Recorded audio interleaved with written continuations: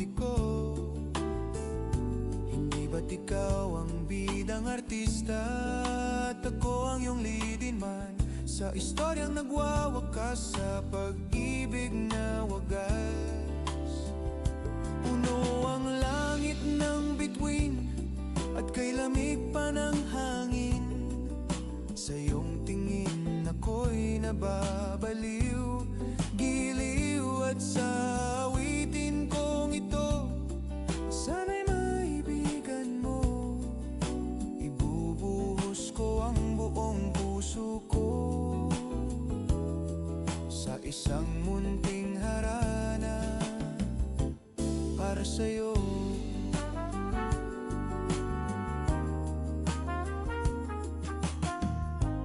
Puso pa ba ang harana? Marahil ngayon ay alam mo na. Basta para sa'yo aking hirang, kahit na mahal mo pa ang iba. Tututin ang lahat liyak pagkat ako ang iyong bihag. Puno ang langit ng bituin at kay lamig pa ng hangin. Sa iyong tingin ako'y nababaliw, giliw at sa awitin kong ito. Sana'y maibigan mo, ibubuhos ko ang buong puso ko sa isang munting harana para sa'yo.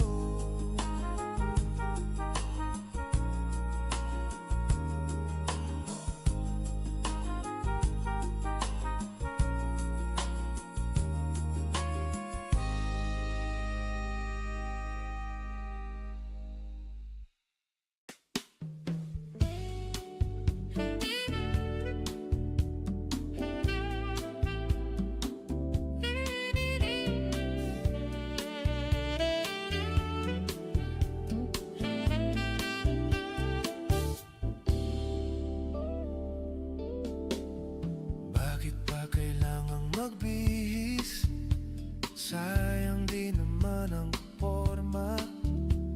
Lagi lang namang may sisingit sa tuwing tayo'y magkasama. Bakit ba kailangan ng rosas kung marami namang nag-aalay sa'yo? Upo na lang at aawit, maghihintay ng pagkakataon. Hahayaan na lang silang magkandara pa naman ligaw sa'yo. Idadaan na lang kita sa awitin kong ito, sabay ang tugtog ng gitara. Idadaan na lang sa gitara.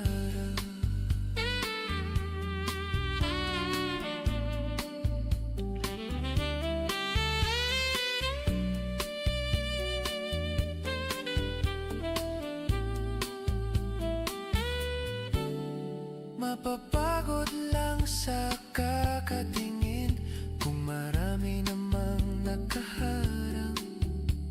Aawit na lang at magpaparinig ng lahat ng aking nadarama. Pagbibigyan na lang silang magkandara pa naman ligaw sa'yo. Idadaan na lang kita sa awitin kong ito, sabay ang tugtog ng gitara. Idadaan na lang sa gitara.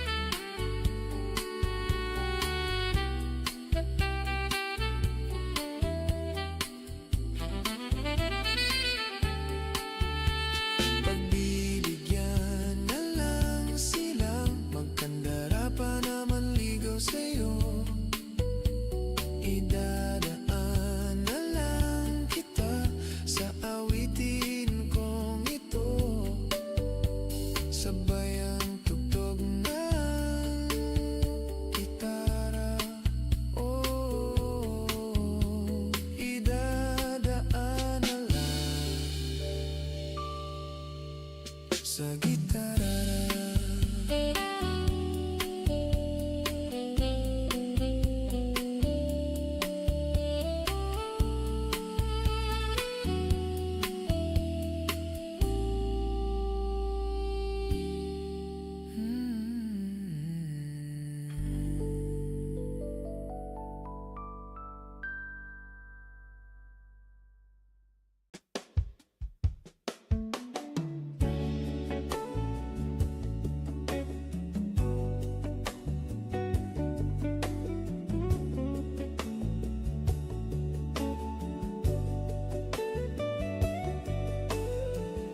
Umiiyak ka na naman.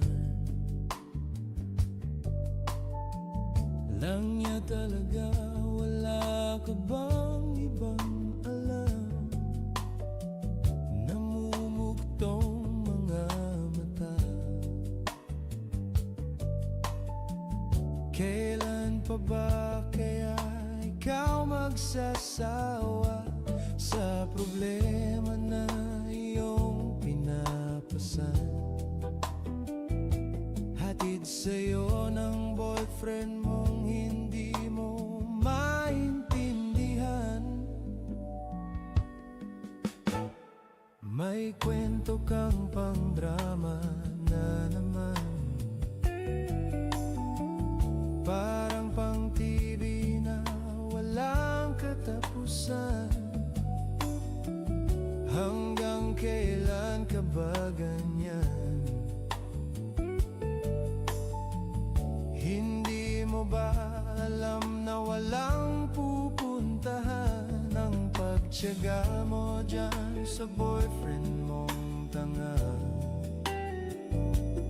Na wala nang ginawa kundi ang paluhain ka sa libo-libong pagkakataon na tayo'y nagkasama. Iilang ulit pa lang kitang nakitang masaya. Naiinis akong isipin na ginagayan ka niya. Siguro ay hindi niya lang alam ang iyong tunay na halaga.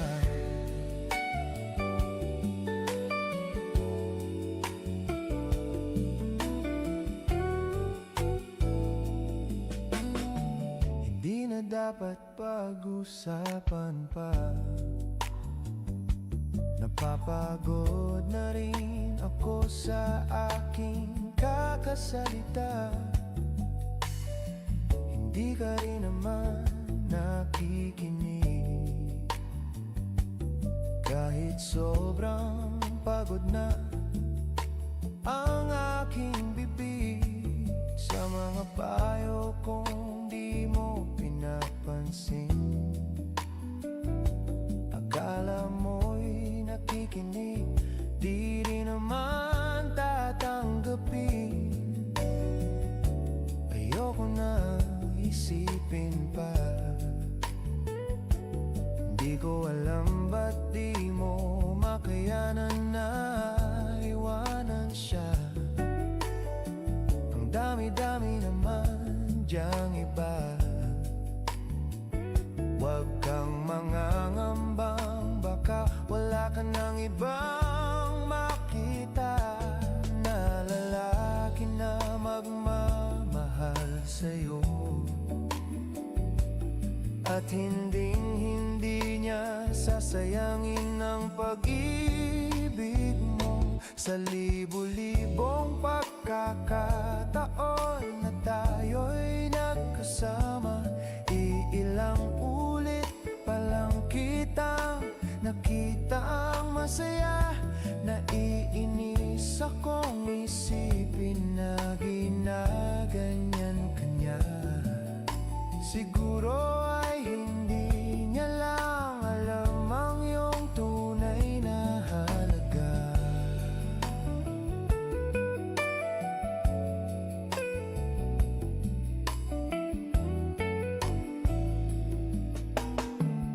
Minsan hindi ko maintindihan, parang ang buhay natin nagtitripan, medyo malabo yata ang mundo. Binabasura ng iba ang siyang pinapangarap ko. Sa libo-libong pagkakataon na tayo'y nagkasama, iilang ulit palang kitang nakitang masaya. Naiinis akong isipin naging na ganyan kanya. Siguro ay hindi niya lang alam ang iyong tunay na halaga.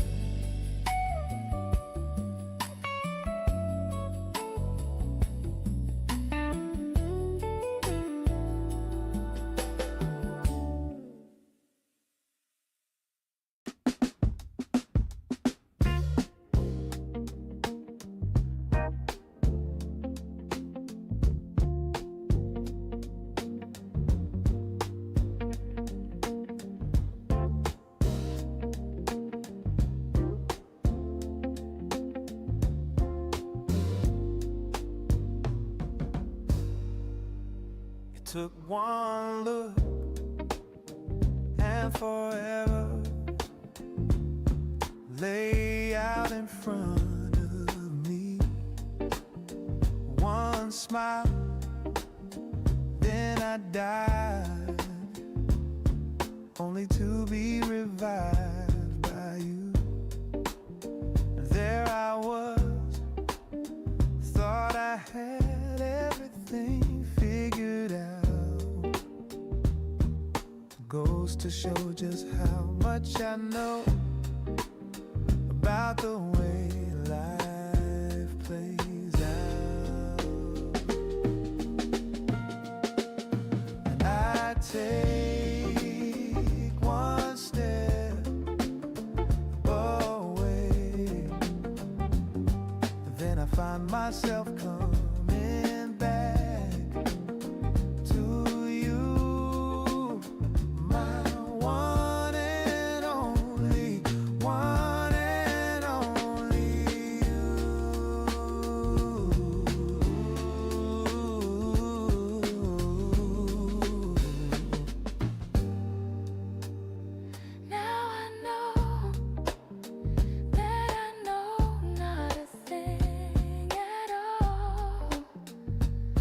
Accept the fact that I am yours and that you are mine.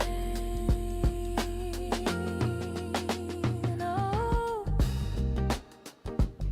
they told me that this wouldn't be easy. And no, I'm not one to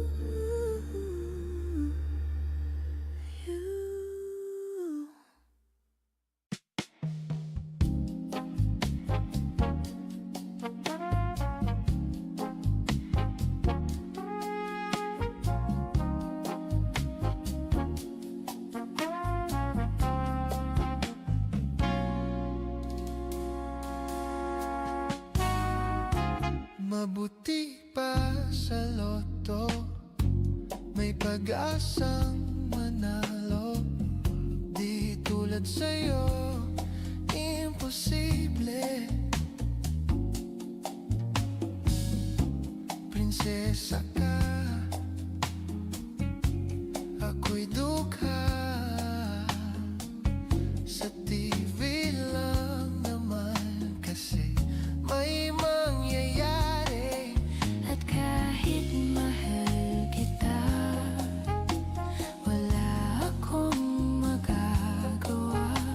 Tanggap ko o aking sinta, pangarap lang kita.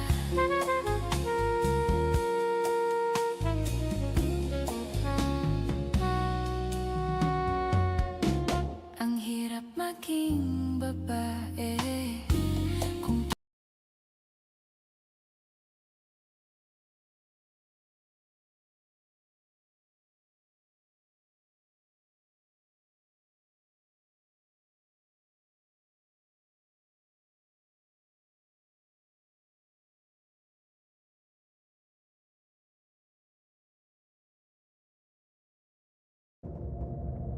In April, the final act began. Berlin, the last citadel, was preparing for the ultimate battle.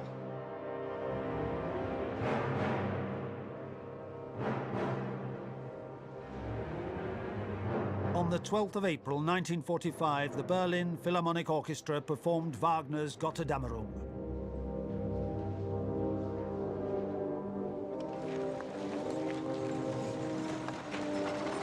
To make up for the lack of personnel, an army of children, women and the elderly, marshalled by several thousand SS fanatics, had to defend the capital.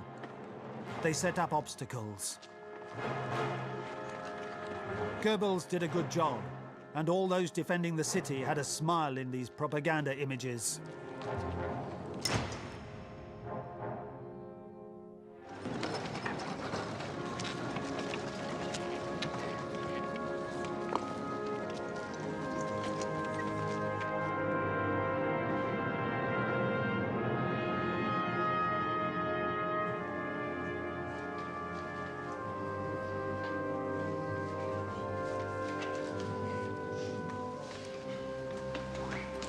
To set ambushes, every German was equipped with a rifle or a Panzerfaust, an anti-tank weapon.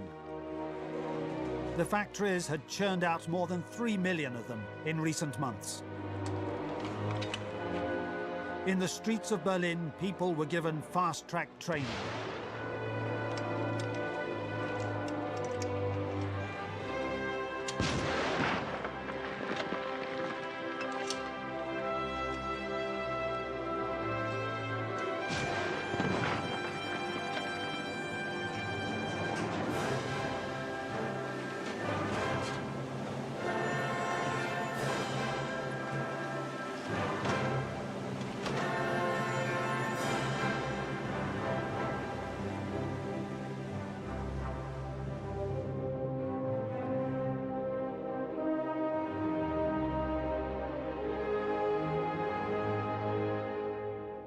Many Germans still had faith in the Reich.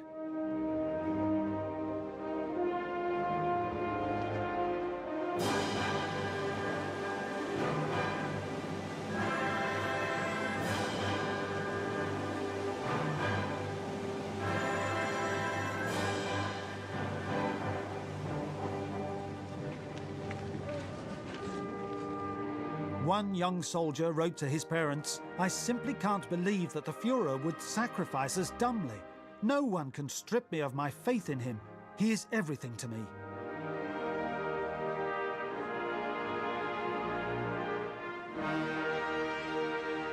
Certain officers confiscated white handkerchiefs to stop the defenders using them to surrender.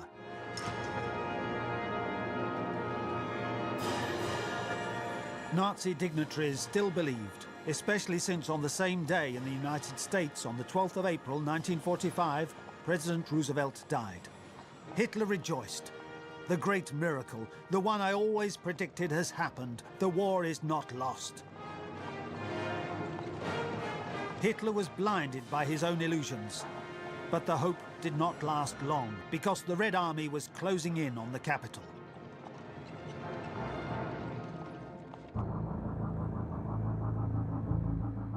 Around a model of Berlin, Soviet generals discussed the plan of attack. Supplies from the east had finally arrived on the banks of the Oder. Tanks, shells, planes, 30,000 cannons. On the 16th of April, the biggest artillery barrage of the war commenced.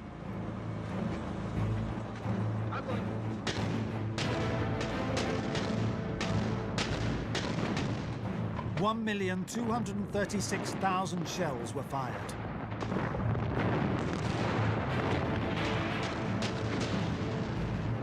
$100,000 tons of steel rained down on the Germans.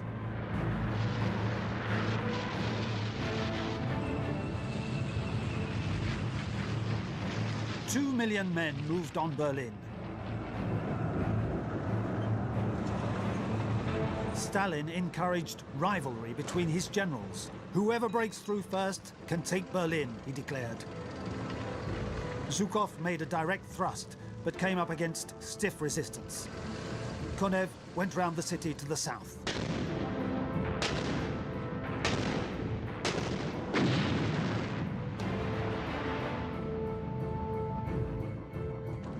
The 196 Soviet divisions attacked from every side.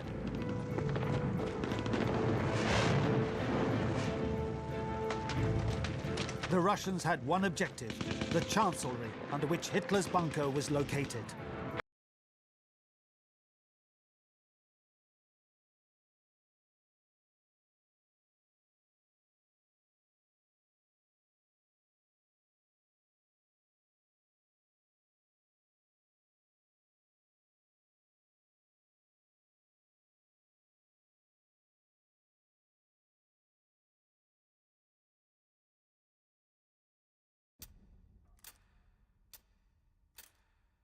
It is an atomic bomb.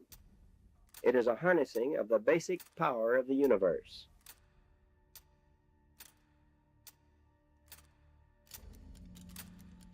The force from which the sun draws its power has been loosed against those who brought war to the Far East. All war is a crime, arguably. But the best thing you can do in a war is to end it. We are now prepared to destroy every productive enterprise the Japanese have in any city. The use of the atomic bomb in the theatre of war was something that I think America was perfectly prepared to do. Let there be no mistake. We shall completely destroy Japan's power to make war.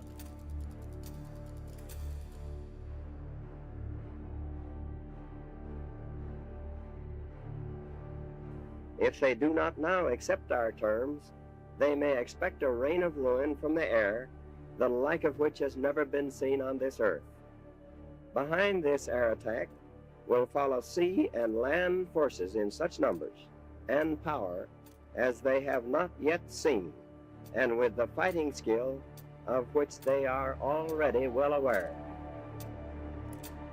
5, 4, 3, 2, 1.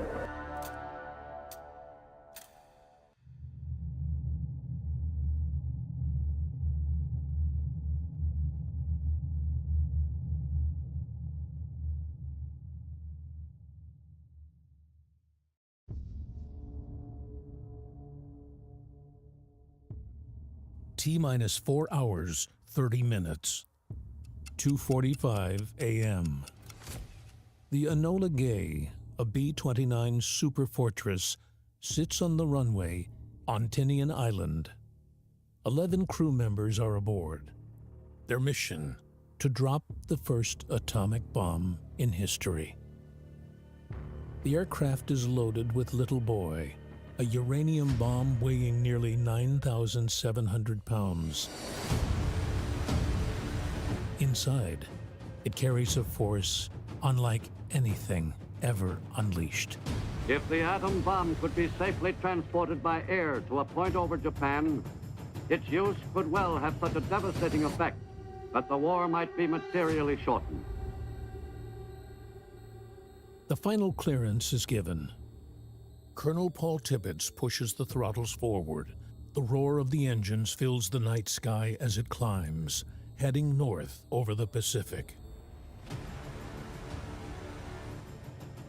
Its course is set. Hiroshima is still hundreds of miles away, unaware of the destruction to come.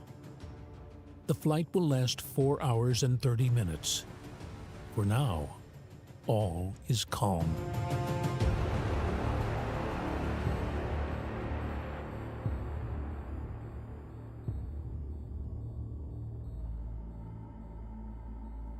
But this story, this fateful flight, did not begin in the skies over the Pacific. It began years earlier when the world was drawn into a conflict unlike any before. The year is 1941. The world is already at war. Nations are locked in a struggle for survival, their fates intertwined in the fires of battle. In the early hours of December 7th, 1941, a moment occurs that will change everything. Japan, a rising imperial power, launches a surprise attack on the U.S. naval base at Pearl Harbor.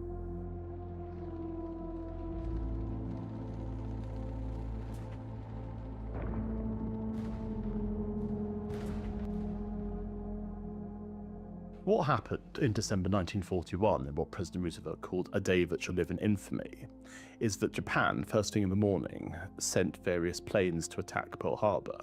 And this was before, this was a crucial thing later, this is before any formal declaration of war.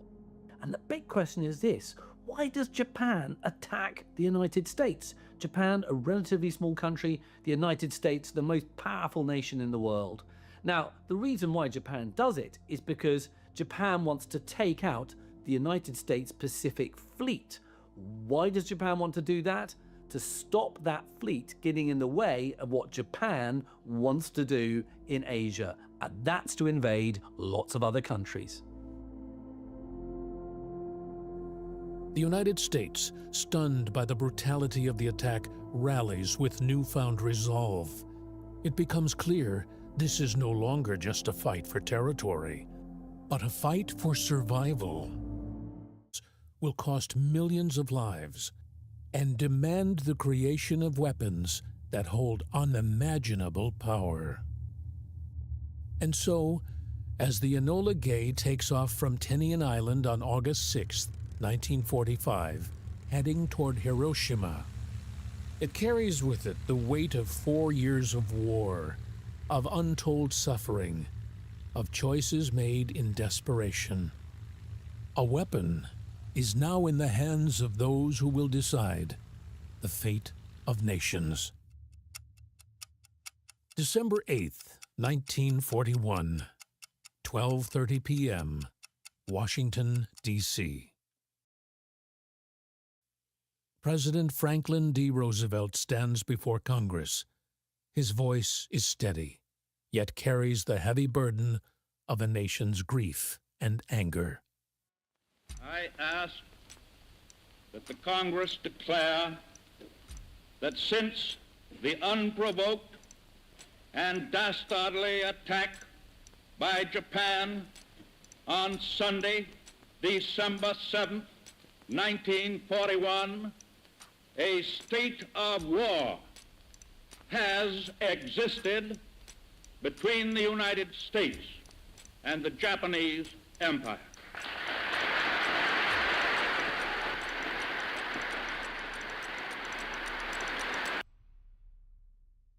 In that instant, the United States steps into the global conflict. The storm has begun, and the world will never be the same. War spreads like wildfire. The Pacific is a battleground. When Japan and the United States are fighting this war in the Pacific, what they're doing is fighting for island strongholds. And so you have huge battles on islands like Iwo Jima, Peleliu, which are very bloody, very attritional fights in which the Japanese are often dug in and fight to the last man, and it costs an enormous amount of lives. Hitler saw what Japan did, and he hadn't been aware they were going to attack Pearl Harbor because they hadn't bothered to inform him it was going to happen. He thought, oh, marvellous, because obviously what he had been doing all along is that he'd been attacking countries without any warning and any kind of negotiation, so he was completely on board with it. There was no sense whatsoever of his having any kind of moral objection to it. And he thought that if we could be taking on the entire world simultaneously and win, there'd be no limits to German expansionism. And so this is why, war breaks out. It's Hitler saber-rattling. He doesn't know what it's going to lead to. Behind closed doors, whispers grow into urgent warnings. Scientists, refugees from war-torn Europe, bring troubling news. Germany is investigating nuclear fission. The implications are clear. If Hitler succeeds, no army, no city, no nation will be safe. But in reality, the Nazi nuclear program is fragmented, underfunded, and stalled by internal conflict. The U.S. doesn't know that yet. It cannot afford to wait.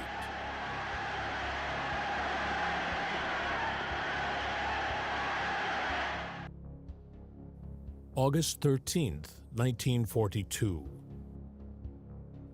Under the highest secrecy, the United States embarks on the most ambitious scientific endeavor in history, the Manhattan Project. A gathering of the greatest minds, Oppenheimer, Fermi, Teller, Bohr, and Lawrence, assembled under one goal: to harness the atom's power before the enemy does. The Manhattan Project has got lots of different roles, if you like. The primary role, of course, is to build a nuclear bomb that you can use, in the war. Some of the other roles are also to try and establish what level of nuclear capacity do other countries have, and of course, especially Nazi Germany. I think there was also a sense that America wanted to be top dog in terms of its technology and its research. It wanted to be this country that was dominant, because obviously at this stage Germany was seen as the threat. It wasn't Russia or Britain or anywhere else, and it's very much a race against time as to who was going to be the first to harness this energy and to come out on top. And of course the Manhattan Project is also there to construct all the stuff around to build a nuclear bomb. So it's got to mastermind factories, it's got to mastermind getting hold of uranium, it's got to mastermind creating plutonium. Here it is, General Groves, plutonium. Well, that's the first I've ever seen. But after this, if you don't mind, I wish you'd hold something under it, because after all, there's about over $50 million in that, too. The operation is overseen by General Leslie Groves, a man as ruthless with bureaucracy as he is with timelines. It is Groves who selects the remote desert of Los Alamos, New Mexico, as the birthplace of the bomb. Vast resources are poured into the project.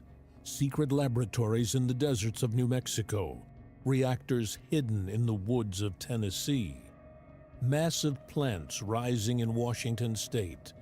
An entire city, Oak Ridge, is built from nothing, filled with thousands of workers, scientists, and soldiers, all sworn to silence. What they are creating, many do not know, but those at the top understand. This is no ordinary weapon. This is something new, something terrible. July 16th, 1945, 5:29 a.m. The Trinity Test.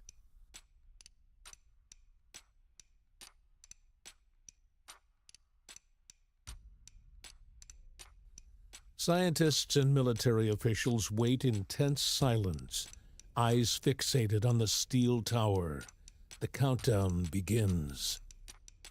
Then, light. A flash brighter than the sun erupts across the desert, blinding all who are watching. The steel tower is obliterated, vaporized instantly. Then, comes the shockwave. A wall of fire explodes outward, stretching across the valley.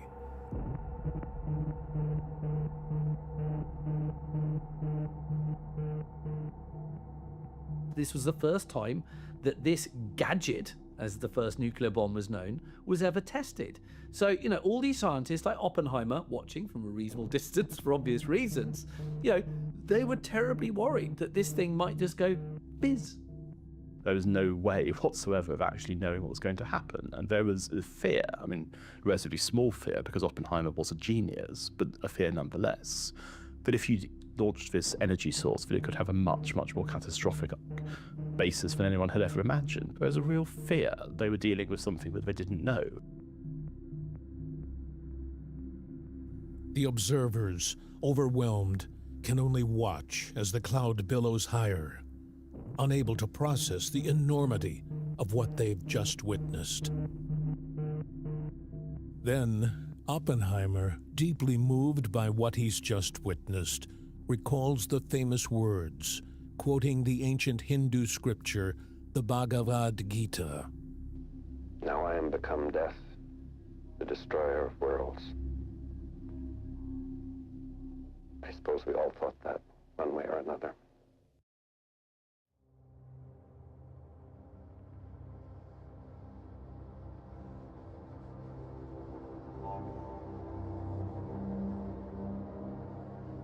Well, after VE Day was declared in Europe, there was a real problem, but America and the rest of the Allied powers were still at war with Japan. And Japan showed absolutely no signs of surrendering, because the difference between Germany and Japan was that Germany, especially after Hitler died, knew they were beaten, knew there was nowhere else to go, they just basically had to settle for a humiliating peace, the best possible terms they could get. The thing about Japan is that there is no concept of surrender in their national identity, that the whole idea was that they would literally fight until the last man. So America was looking at the idea of having to have this waterborne invasion of Japan, which would have taken up countless millions of lives. I mean, there would have been devastation on a grand scale.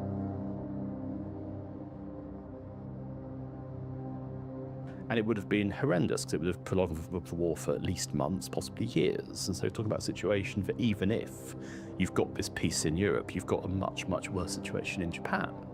So when it became clear to Truman that you have this atomic bomb, which would cause absolute devastating damage, but its use would also end the war more or less overnight, if Japan would actually surrender, then he considered it was worth doing. The question was, of course, could it be such an enormous thing that it would actually persuade Japan to go against the most deeply held aspect of their national character and surrender?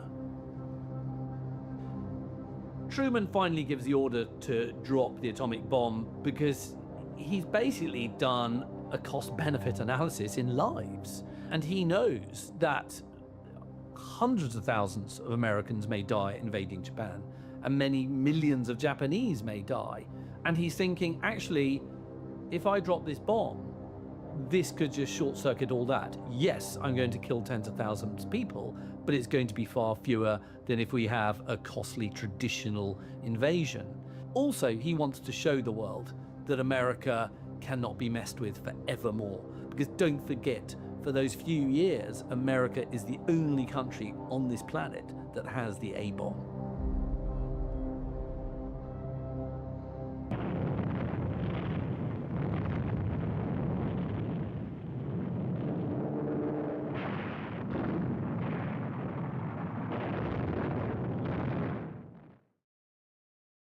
The first target is chosen, Hiroshima, a military and industrial city.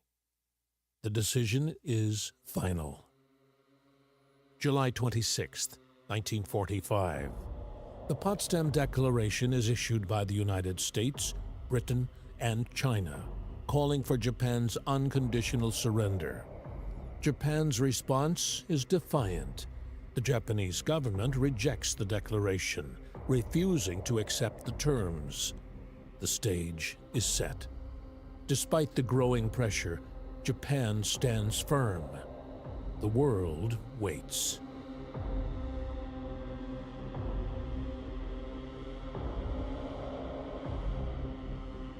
Tinian Island, 1,500 miles south of Japan.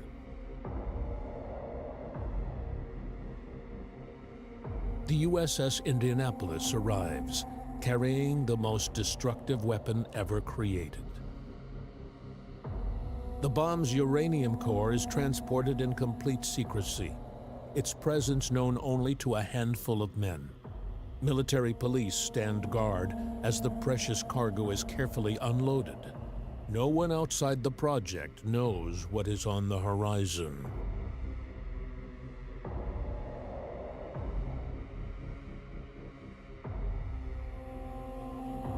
August 1st, 1945.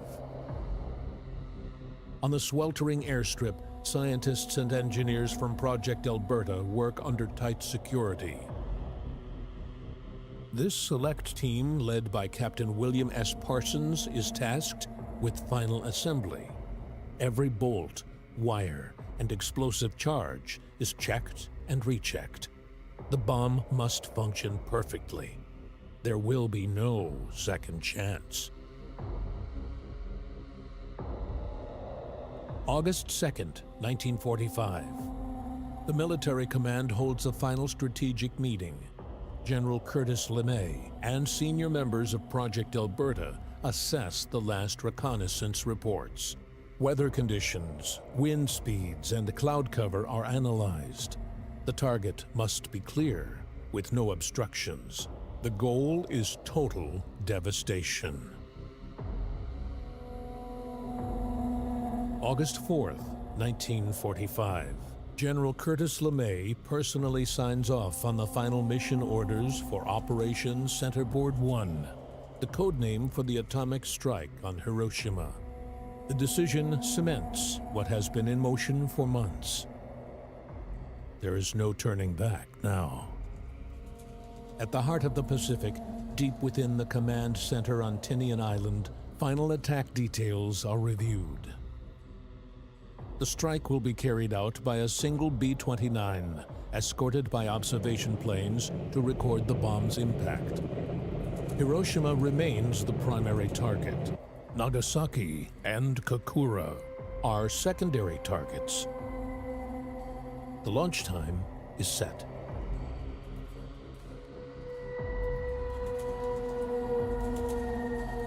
That same day, the final pieces arrive. Even with all preparations in place, one crucial element is still missing. In the dead of night, a modified C-54 transport plane touches down on Tinian's airstrip. Its cargo is small, but holds unimaginable power. The final bomb components, including the uranium-235 core, required to make Little Boy a fully operational nuclear weapon. This is the last step before assembly is complete. With the mission now fully armed and authorized, the countdown begins. August 5th, 1945. T-minus 16 hours. North Field, Tinian Island. Mission Commander Colonel Paul Tibbets delivers the orders. There is no room for hesitation. The men know they are carrying a weapon unlike anything in history. As night falls over Tinian, the air is thick with anticipation. By sunrise, the world will cross a threshold it can never return from, into an age defined by fire.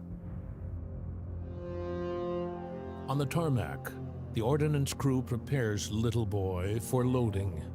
The bomb, 10 feet long and weighing just over 9,000 pounds, sits on a transport cradle. A special loading pit designed for these missions allows the aircraft to be positioned directly over the weapon. The process is slow, deliberate. Its firing mechanism will only be activated in flight. After several tense minutes, Little Boy is locked into place. The bay doors close. The ground crew steps away. The weapon is secure. T-minus 12 hours. Mission Briefing Room, Northfield. The aircrew gathers in the briefing room for final instructions. Weather reports indicate clear skies over Hiroshima. Captain William Deke Parsons outlines the bomb's arming procedure. To minimize risk, Little Boy will be armed manually during flight. The planned drop altitude is 31,000 feet. Estimated yield, approximately 15 kilotons, equivalent to 15,000 tons of TNT. The blast will generate temperatures exceeding several thousand degrees at the hypercenter, with a shockwave capable of flattening buildings within a mile of impact. Radiation effects will extend even further.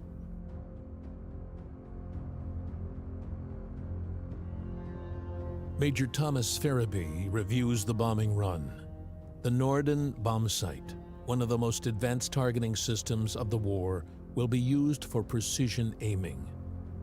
Designed for high-altitude bombing, the device uses gyroscopes and mechanical calculators to adjust for speed, altitude, and wind, allowing the bombardier to guide the bomb with pinpoint accuracy.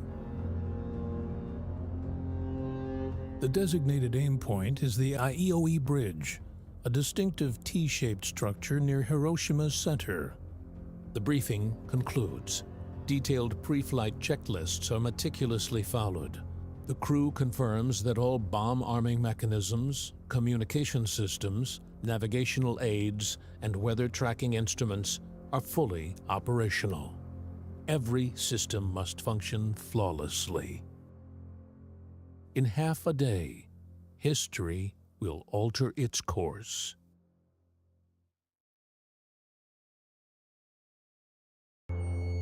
T-minus 8 hours, 45 minutes, Northfield, Tinian Island. The crew is awakened from their quarters. Sleep has been brief.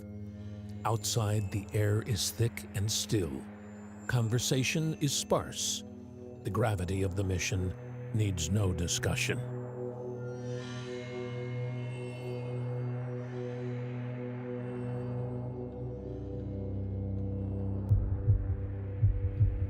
August 6th, 1945. T-minus 7 hours, 45 minutes. Final preparations begin. Checklists are reviewed. Colonel Paul Tibbets ensures the flight plan is in order. Among the equipment issued, the crew receives something unusual. Cyanide tablets, a precaution. No one speaks of it, but each man knows what it means. If the aircraft is forced down and they are captured, suicide is the only option.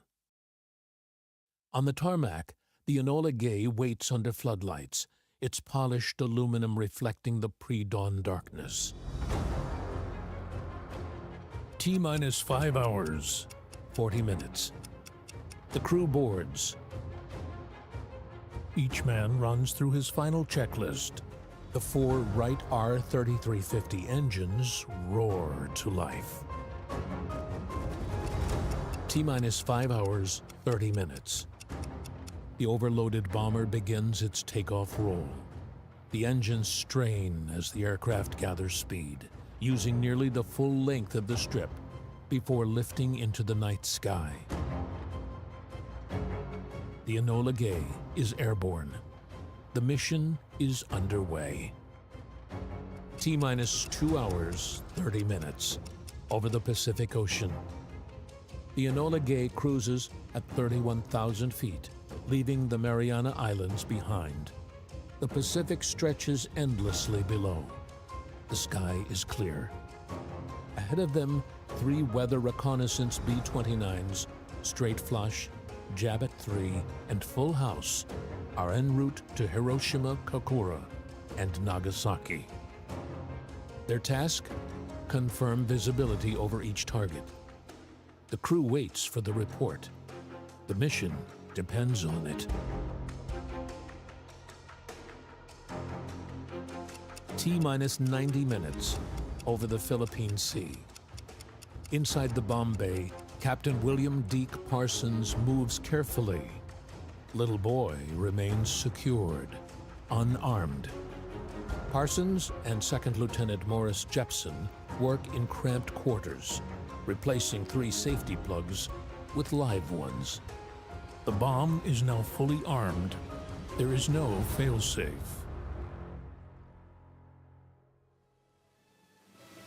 For over 100 years, the city of Hiroshima had garrisoned some of the Japanese Empire's finest troops.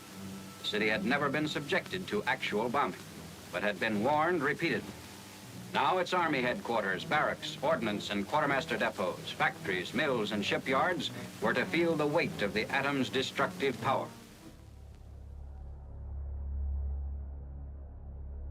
T-minus 66 minutes south of Japan.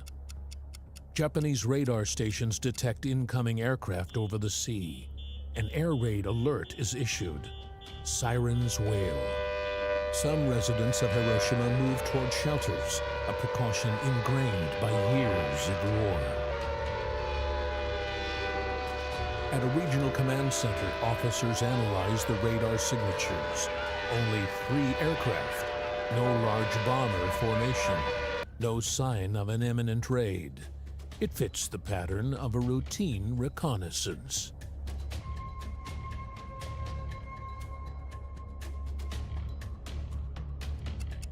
T-minus 44 minutes.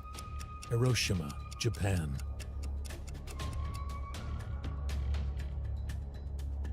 The all clear is given. The sirens fall silent. Morning life resumes. Workers return to their tasks. Streetcars continue their routes. The city is unaware that the countdown continues.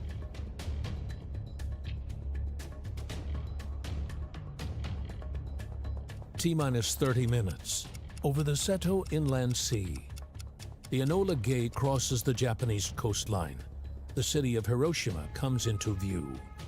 Bombardier Major Thomas Farabee readies the Norden bomb site, adjusting for altitude, wind, and airspeed. Below, a few Japanese fighter planes are spotted. They do not engage. They are conserving fuel for larger bombing raids. No anti-aircraft fire, no resistance. The target is wide open. T-minus 10 minutes, the final approach. The Enola Gay holds steady at 31,000 feet, with the 2 accompanying aircraft maintaining formation. The great artiste carries scientific instruments to measure the force of the blast, while necessary evil is positioned to capture the detonation on film. The crews of all 3 planes don dark goggles, prepared for a flash brighter than the sun. Major Thomas Farabee peers into the Norden bomb site, fine-tuning his aim. Below, the Aioi Bridge comes into focus, a distinct T-shaped landmark in the heart of Hiroshima, chosen for its visibility. The city spreads out beneath them, unaware. Morning traffic moves through the streets. Streetcars run on schedule. Factories hum with production. Thousands of people go about their routines, oblivious to the weapon now locked onto their center. Colonel Paul Tibbets grips the controls, making a final course correction. The bomb bay doors will open in moments. There are no fighters, no flak, no alarms. The attack is unchallenged. History is 10 minutes away.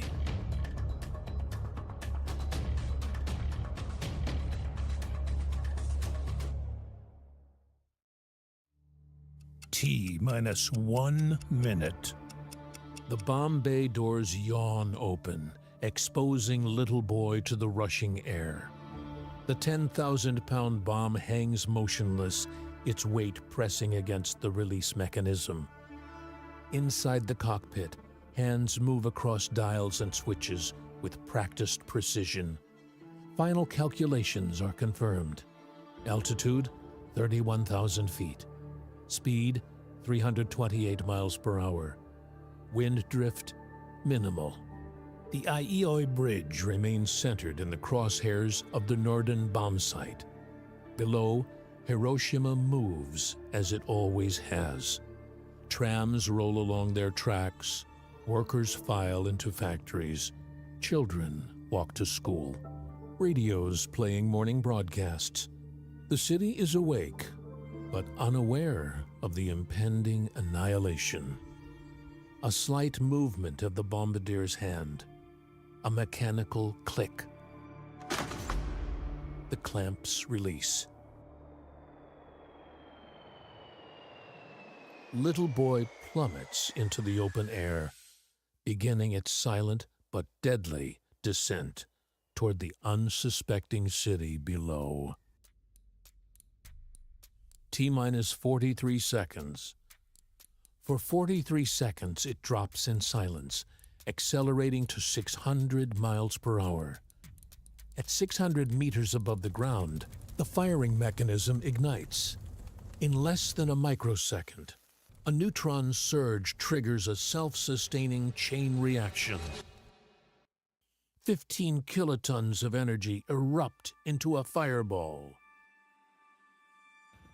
Well, what was very interesting about Hiroshima was that the atomic bombs detonated over the city.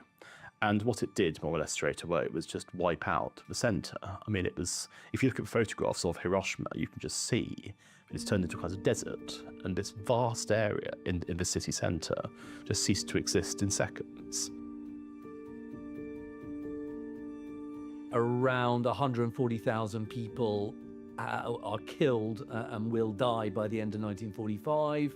Well over 50% of the city is destroyed. And one of the reasons why the devastation at Hiroshima is so great is because it's on a fairly flat surface, flat plain. In the ruins of Hiroshima, time stands still. Among the charred remains, pocket watches and wall clocks are found, their hands frozen at 8:15 a.m., the exact moment of detonation. You can imagine that if you are in Hiroshima, you're going about your daily business, there's just this flash of blinding white light, and then all of a sudden everything around you is destroyed. And it's something that you could never have imagined it, because that had never existed before.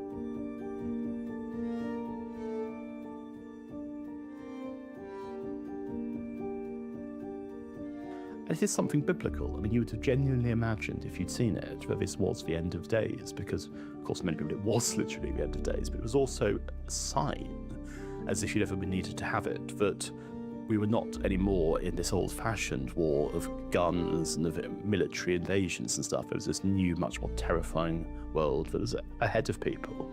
So Hiroshima was the first place to bear the brunt of that. An eerie silence hangs over Hiroshima, broken only by the distant echoes of collapsing buildings and the cries of the wounded.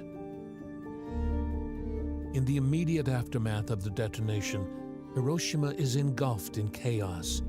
Emergency signals and fragmented reports begin to surface as both U.S. military personnel and Japanese authorities grapple with understanding the magnitude of the catastrophe.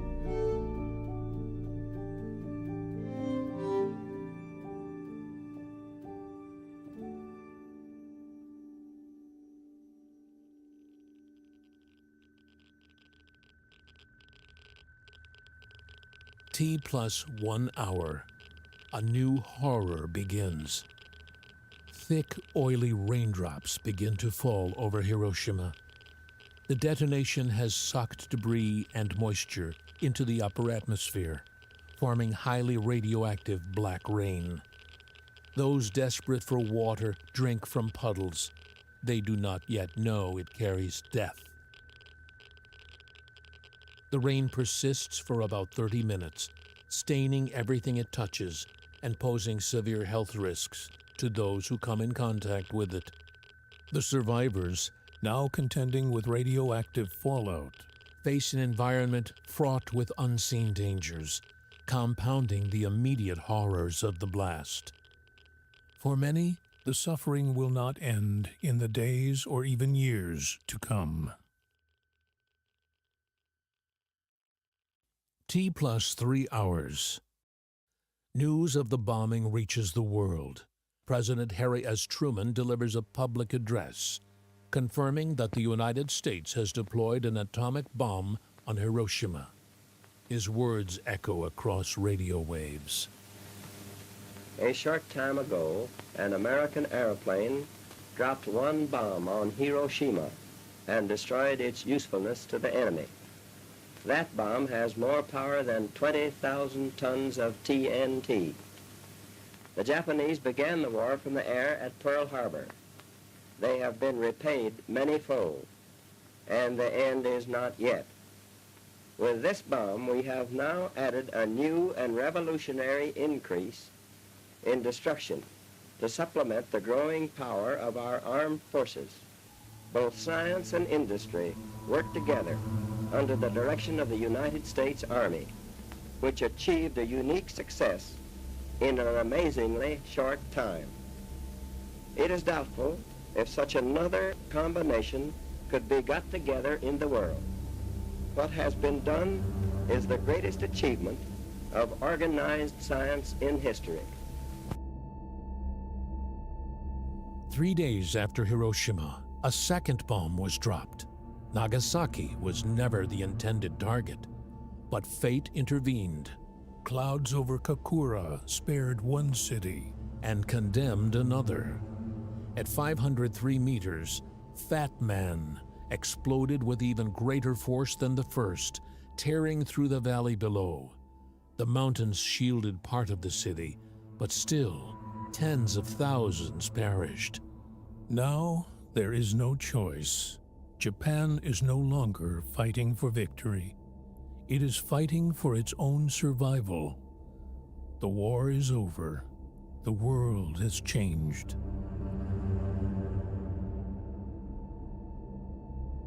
August 15th, 1945. Tokyo, Japan. Radio static gives way to a trembling voice. Emperor Hirohito, heard by his people for the first time, announces Japan's surrender. He speaks of suffering, of devastation, of a new and terrible weapon that has brought the nation to its knees. What was very interesting about American public reaction to atomic bomb was that it was sold exceptionally well by Truman. Truman managed to convince them in such a way that if the atomic bomb hadn't been launched, you're talking about a vastly prolonged war with vastly more people dying. And so there was actually almost unanimous public support for it. I mean, this faded over time because obviously people became aware of the enormous number of civilian deaths in Hiroshima and so on. But in 1945, around the time of Nagasaki and Hiroshima, it was pretty much universally popular. The reaction in the United States was one largely of jubilation.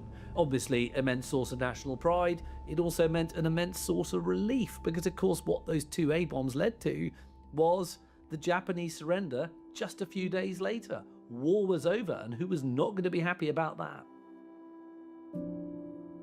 October 6th, 1945. Hiroshima, Japan. The first U.S. occupation troops arrive in the vicinity of the city. 3 days prior, on October 3rd, 1945, a group of American scientists from the Manhattan Engineer District entered Hiroshima to conduct radiological surveys. These scientists meticulously measured radiation levels, assessed structural damage, and documented the bomb's effects on the city's infrastructure and population. Their findings provided crucial data that would influence future understandings of nuclear fallout and its long-term consequences.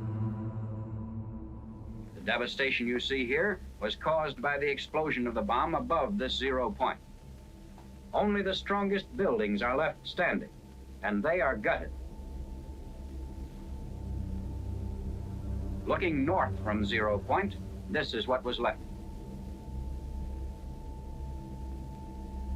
Looking east, the camera records a scene of complete devastation in the immediate area. To the south, these are the ruins.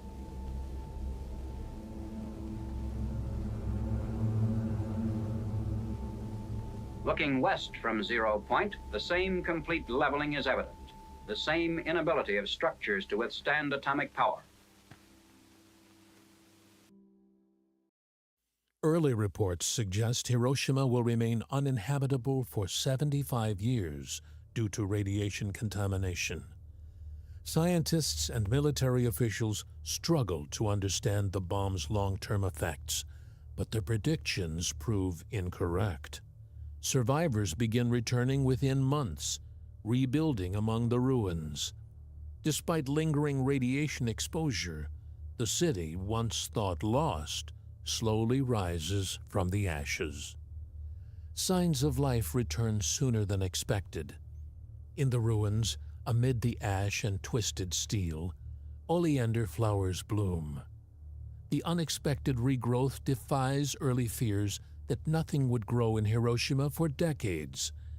The oleander is later chosen as the city's official flower, a quiet emblem of survival. Amid the devastation, one structure remains eerily intact: the Hiroshima Prefectural Industrial Promotion Hall. Its reinforced concrete frame still standing, having withstood the blast's shockwave, while the city around it crumbled. Later renamed the Atomic Bomb Dome, it becomes a haunting symbol of what was lost and what must never happen again. Today, Hiroshima stands, a city rebuilt, but never forgetting, a monument to the past, a warning to the future.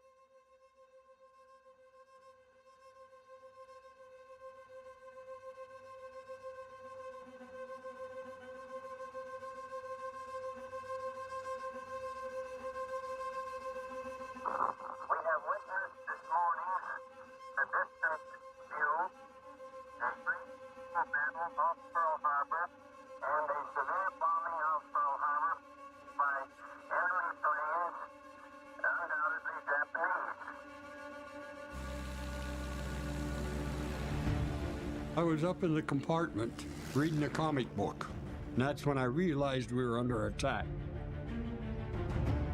Buddy, this is the real McCoy. It's the goddamn Japs. The unprovoked and dastardly attack by Japan, a state of war, has existed. Can you envision 1 million pounds of TNT blowing up? I could see the pilot and the co-pilot, and they were laughing for all they were worth. It was horrifying.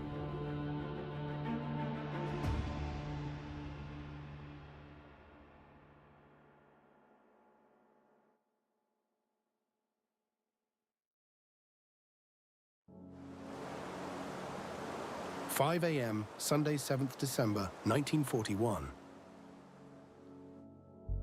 Pearl Harbor, Hawaii lay still and quiet. The mighty warships of America's Pacific Fleet were anchored in Battleship Row. At that time, the Navy, the personnel thought the battleships were the greatest thing going. Nothing could defeat them. The Oklahoma was outboard, the Tennessee was inboard, the West Virginia was outboard. And right behind us was the Arizona, And then right behind the Arizona was the Nevada. Were 2 battleships, then 2 battleships, then 2 battleships, all sitting there like sitting ducks. On air bases, aircraft were tightly grouped to guard against potential sabotage from Japanese sympathizers on the island. Unbeknownst to those at Pearl Harbor, 230 miles to the north, Japanese forces aboard the carrier Akagi were preparing for an attack. As dawn approached, the first wave of 180 aircraft took flight.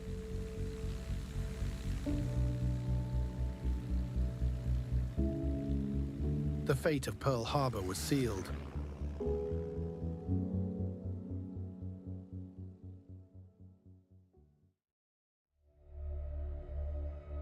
At 6:30 a.m., Navy sailors aboard the anchored